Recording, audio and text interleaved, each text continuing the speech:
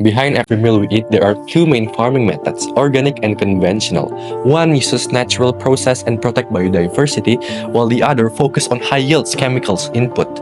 But which is better for our planet? Organic farming supports Zero Hunger (SDG 2) by promoting long-term food security through sustainable practices and advanced responsible consumption and production (SDG 12) by reducing chemicals and environmental waste. And it helps achieve life on land (SDG 15) by preserving ecosystem, restoring soil protection, biodiversity. Biodiversity support ecosystem stability and long-term agricultural productivity, economic sustainability and policy. Policies must support farmer welfare and agricultural economic viability. Soil health is key to sustaining agriculture for future generation.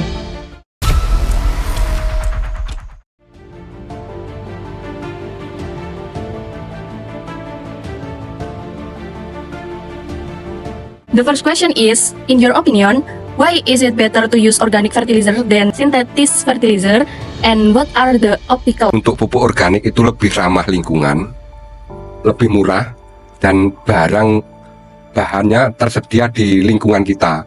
Contohnya kotoran sapi, kotoran kambing, dan banyak mempunyai peliharaan kambing dan sapi, jadi banyak tersedia. Untuk kendalanya pupuk organik membutuhkan proses fermentasi yang agak lama, tapi sekarang kan ada EM11, jadi bisa ditekan waktu untuk pembuatan pupuk organik. In your opinion, which is better, more profitable for farmers, conventional methods or organic farming? Kalau menurut saya, menguntungkan metode konvensional, soalnya hasil panen lebih cepat dibandingkan yang organik yang lebih lama hasil panennya. How do organic and conventional farming practice differ in their impact on soil organic matter, microbial diversity, and long-term soil fertility? Ya, terkait dengan perbedaan ya. Nah, ini kita lihat dulu, gitu ya. Sebenarnya dua-duanya adalah akan meningkatkan produksi.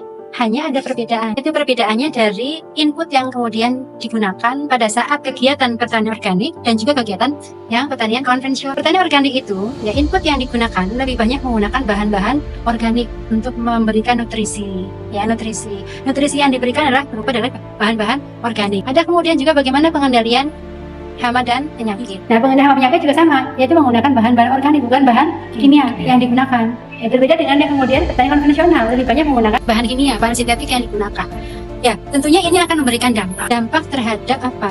Terhadap kemudian kesuburan tanah. Jika kemudian yang diberikan adalah bahan organik, kita tahu bahwa di dalam tanah juga ada mikroba, ada mikroorganisme yang kemudian melakukan suatu aktivitas bersinergi, ya, kemudian bersinergi untuk kemudian menghasilkan hal yang positif, ya, baik struktur tanahnya, kemudian komposisi bahan kimianya, gitu kan, ya, nanti bagaimana fisik tanahnya itu akan terjadi perubahan. Ya, berbeda dengan kalau penambahan misalnya pupuk. Mengapa? Ya, kalau misalnya pupuk kimia yang diberikan adalah nanti juga akan mengubah misalnya pH tanahnya menjadi rendah. Ya, kalau misalnya asam kondisi yang tercekam bagi mikroba itu, ya kehilangan atau menurun, ya dari sisi jumlahnya maupun dari sisi kualitasnya, itu dampak yang kemudian pertanian konvensional berbeda dengan pertanian organik. Farming achieve economic parity with conventional system without subsidies, and how do policies shape this balance? Kalau kita lihat ya, pertanian organik itu tadi kan pertanian yang mengarah pada pertanian berkelanjutan, sehingga ekosistemnya sudah terbangun dengan baik, sehingga tanaman itu akan responnya juga akan baik. Jadi hasilnya produksinya juga sebaik dengan produksi yang dihasilkan pertanian konvensional.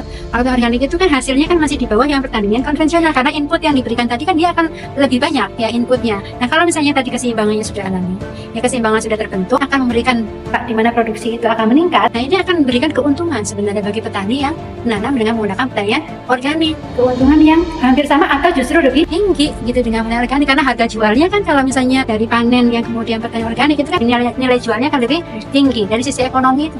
Jadi meningkatkan sebenarnya pendapatan dari petani. Hal ini seharusnya kemudian juga didukung. Kan banyak sudah ada komunitas-komunitas untuk petani organik ya. Ya, seharusnya petani juga memberikan dukungan seperti petani konvensional. Ada dukungan dana gitu ya, subsidi kan gitu. Kemudian pemerintah itu, Kementerian Pertanian itu memberikan pelatihan.